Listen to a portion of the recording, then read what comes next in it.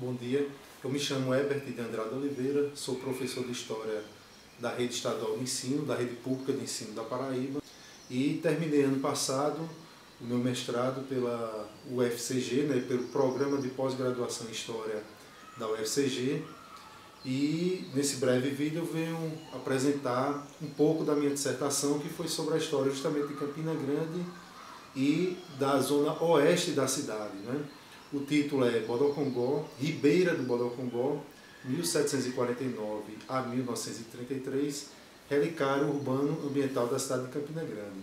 Nesse trabalho eu fiz uma pesquisa em diversos arquivos locais que estão na cidade de Campina Grande, como também arquivos até que estão fora do país, como o Arquivo Ultramarino de Lisboa.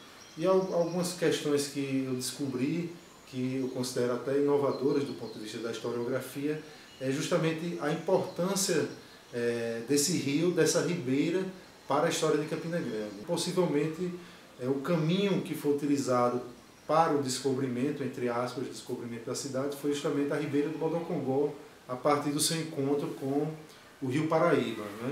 E esse é o ponto inicial da minha dissertação, como se deu a ocupação territorial do interior paraibano, no processo de expansão da colonização rumo ao interior, e como esse rio foi importante para a ocupação do território que hoje entendemos por Campina Grande.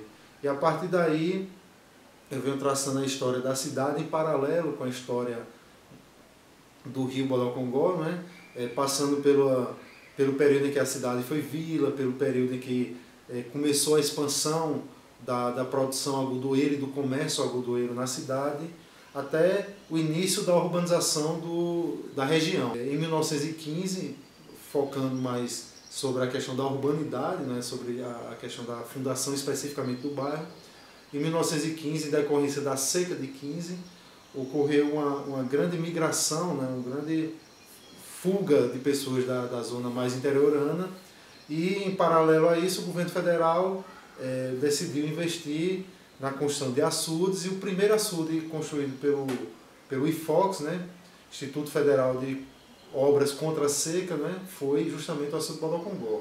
Só que esses imigrantes, esses, vamos dizer, flagelados pela seca, que foram recebidos na cidade, que montaram acampamentos justamente no local onde estavam ocorrendo as obras.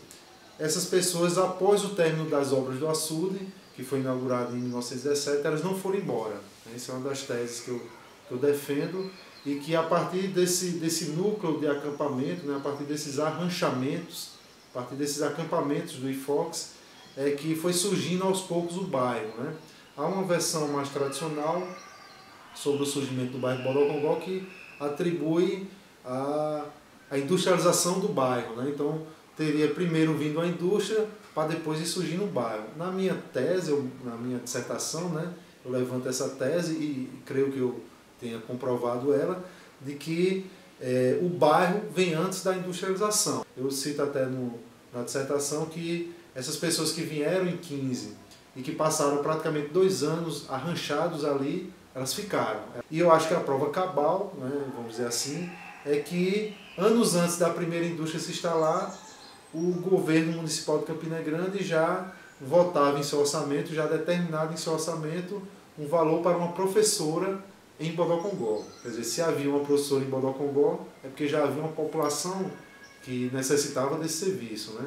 Então, antes da industrialização, já existia o bairro. Claro, vamos dizer, um bairro em formação. Eu convido o pessoal a entrar no site do Programa de Pós-Graduação em História da UFCG e ter acesso à dissertação completa. E eu acho que a produção historiográfica de Campina Grande hoje ela é muito forte em decorrência da Universidade Federal de Campina Grande. São vários livros publicados ao longo dos últimos anos, várias dissertações, e quem gostar de história, quem se interessar pelas áreas de humanas, pela história de Campina Grande e da Paraíba, do interior da Paraíba, eu convido a acessar o site da UFCG, o site do Programa de Pós-Graduação em História, e aí você vai ver essas histórias que eu contei sobre Bodocongó e muitas outras sobre a história de Campina Grande.